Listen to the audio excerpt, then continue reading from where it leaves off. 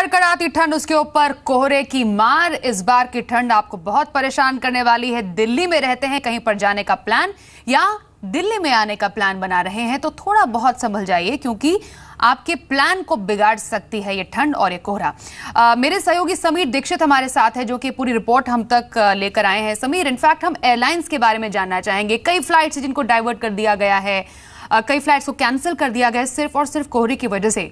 क्या स्टेटस है और आने वाले टाइम में क्या और भी ज्यादा परेशानी हो सकती है? जी यकीनन इसको लेकर, कोहरे को लेकर दिल्ली एयरपोर्ट, जो कि बड़ा एयरपोर्ट, यहाँ पर उन्होंने अपने लिहाज से तैयारियां की हैं, लेकिन टेक्निकल लिहाज से अगर देखें तो कैट 3 यानी कि अगर विजिबिलिटी 50 मीटर से कम रह सकती है तो बहुत ही चुनिंदा एयरक्राफ्ट है जो उस पैमाने पर खड़े उतरते हैं और उस विशेष रनवे पर लैंड कर सकते हैं। तो जो एफिशिएंसी है, जो पूरी क्षमता के साथ एयरपोर्ट ऑपरेट नहीं कर पाता है, एयरलाइंस भी ऑपरेट नहीं कर पाती हैं, और इसको लेकर एक चुनौती एयरपोर्ट के सामने रहेगी। कोशिश यही है कि वो लगातार सूचना वक्त से पहले लोगों को दे रहे हैं कि वो अपने घर से निकलते समय फ़्लाइट स्टेटस चेक कर लें, और जहां तक संभव वो अपने प्लान्स को एक बार रिवाइज करके अपनी जो भी योजनाएं हैं ट्रैवल को लेकर, उसको जो चेतावनी है, जो प्रेडिक्शंस है, उसको देखते हुए वो प्लान करें। जी, तो फिलहाल तैयारियां तो खूब है, लेकिन ठंड का क्या करें? महेश जी, क्या इस बार ज्यादा ठंड पड़ने वाली है, क्योंकि कोहरा भी जल्दी आया, ठंड ज्यादा जल्दी लोगों को महसूस हो रही है? देखिए, जैसे ही कोहरा पड़ता है तो क्या होता है कि जो सूरज है वो थोड़ा बंद हो जाता है। अभी आपने देखा होगा कि जो यूपी में टेम्परेचर 16 से 17 डिग्री मैक्सिमम टेम्परेचर गया है, यानी जब 16 डिग्री टेम्परेचर होता है तो कोल्ड डे कंडीशन कहते हैं। और मिनिमम टेम्परेचर में बहुत ज़्यादा गिरावट नहीं हुई है। दिल्ली में आज 7.7 गया, जो इस सीज़न का मिनिमम टेम्परेचर था, लेकिन अगले 2-3 दिनों में टेम्परेचर थोड़े से बढ़ेंगे, क्योंकि फॉग भी थोड़ा सा कम होने की उम्मीद है। लेकिन जैसे ही ये जो 12 तारीख के आसपास जब वेस्टर्न डिस्टर्बेंस निकलेगा तो जो बर्फ़बारी हो चुकी होगी, स्नोफॉल जब हो गया होगा, तो वहाँ से जो ठंडी हवाएं आएंगी वो टेम्परेचर को एकदम गिराएंगी।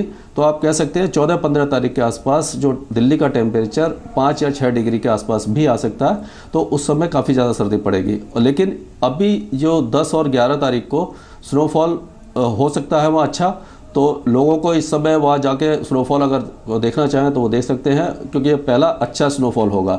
और उसके बाद 15 दिसंबर के बाद ठंड थोड़ी ज़्यादा बढ़ जाएगी, क्योंकि टेम्परेचर उस समय गिरना शुरू हो जाएगा। महेश जी, पिछले काफी समय से दिल्ली वाले स्मॉग से परेशान है, और खासतौर पर ठंड में तो पोल्यूशन लेवल और भी बढ़ जाता है, उससे भी सावधान रहने की जरूरत है।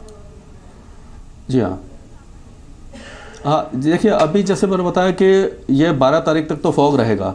उसके बाद जैसे ही शुष्क हवाएं चलेंगी, जो ह्यूमिडिटी को कम करेंगी, जो उत्तर पश्चिम से चलेंगी, तो उस समय फॉग भी थोड़ा कम होगा और हवा की स्पीड ज़्यादा होगी, तो जो पॉल्यूशन जो इस समय थोड़ा सा जमा हुआ है वो भी हटने के चांसेस हैं। तो आप कह सकते हैं कि 13 तारीख के बाद 2-4 दिन के लिए राहत रहेगी, फॉग में भी राहत रहेगी, लेकिन मौसम काफ़ी ज़्यादा ठंडा हो जाएगा उस समय। जी, ठंडे मौसम के लिए तैयार रही है दिल्ली वाले। और अश्विनी जी, अब क्योंकि सबको प्लान बनाना है अपने न्यू ईयर्स का, ये आपसे जानना चाहेंगे कि कैसे कैसे आप डिस्काउंट्स, आपने खुद बोला कि कई फैक्टर से अब काफ़ी डिस्काउंटेड जो पैकेजेस वो डेफिनेटली मिल रहे होंगे लोगों को, तो कुछ डिस्काउंट्स के बारे में बताइए, जिससे कि लोग अभी से अपनी प्लानिंग शुरू कर दें सस्ते ट्रैवल के लिए।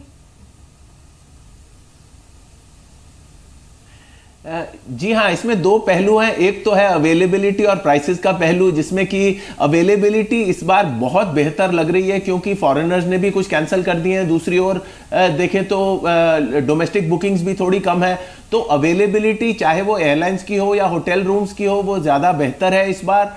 और दूसरी देखने की बात यह है कि प्राइसेस भी कम है, और प्राइसेस कम रहने की आशंका भी है अगले 3-4 हफ्ते में। नॉर्मली ये क्रिसमस और न्यू ईयर का पीक पीरियड रहता है, क्योंकि बच्चों को भी स्कूलों में छुट्टियां होती हैं, लोग भी अपने कारोबार से कुछ हफ्ते 2 हफ्ते की छुट्टियां ले लेते हैं। तो इस बार कुछ वो उसका प्रकोप थोड़ा कम लग रहा है, उसकी वजह से प्राइसेस बहुत ही अच्छी रहेंगी पैकेजेस की।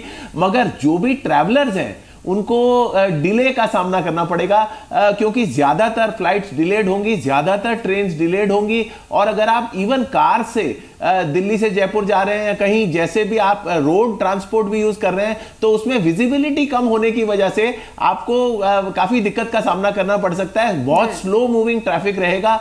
और कई तो ऐसे एयरपोर्ट्स हैं नॉर्दर्न इंडिया में जहां बिल्कुल लैंडिंग पॉसिबल नहीं होगा। देहरादून हुआ या छोटे एयरपोर्ट जो हैं जहां पे विजिबिलिटी से ही काफी मतलब अहमियत रहती है उसकी, तो उसकी वजह से ये देखने की बात है कि आप छोटे छोटे एयरपोर्ट्स में अगर लैंड करने की कोशिश कर रहे हैं तो आप ऐसे डेस्टिनेशंस को ना ही चूज करें तो बेहतर रहेगा। ऑलराइट, तो अपना जो न्यू ईयर है वो आपको बहुत ही स्मार्टली प्लान करना है।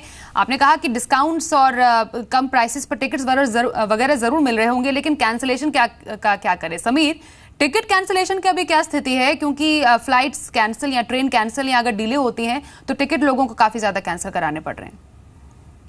कैंसिलेशंस का दौर तो अभी से नजर आ रहा है, यानी कि अगर सिर्फ आज की बात करूं तो 100 से ज़्यादा 107 जो है फिलहाल रेलवे गाड़ियों को निरस्त किया गया है, कैंसिल किया गया है कोहरे के चलते। और इससे ज़्यादा फिगर है जहां रेलवे लेट चल रही है।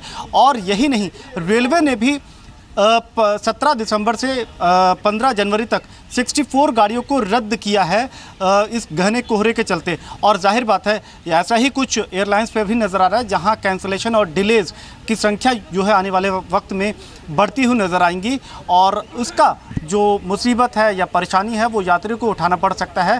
फिर से वही बात कि लोगों को अगर संभव हो सके तो अपने प्लान्स को रिवाइज़ कर लें या फिर जो भी ट्रैवल का टाइम है या डेट है उसको स्टेटस चेक करने के बाद ही घर से बाहर कदम निकालें। जी, तो वाकई इस बार क्योंकि कई फैक्टर्स हैं, इस बार फॉग जल्दी सेट इन हो गया है, इसलिए आने वाले टाइम में जो नोटिफिकेशन भी जारी की गई है उसके तहत कई ट्रेन कैंसिल और डिले हो सकती है, इसलिए अपना प्लान आपको स्मार्टली करना है। बहुत शुक्रिया महेश पलावत जी, अश्विनी कक्कड़, आर.के. जेनमनी जी और समीर दीक्षित आपका इस पूरे प्रोग्राम में हमसे जुड़ने के लिए।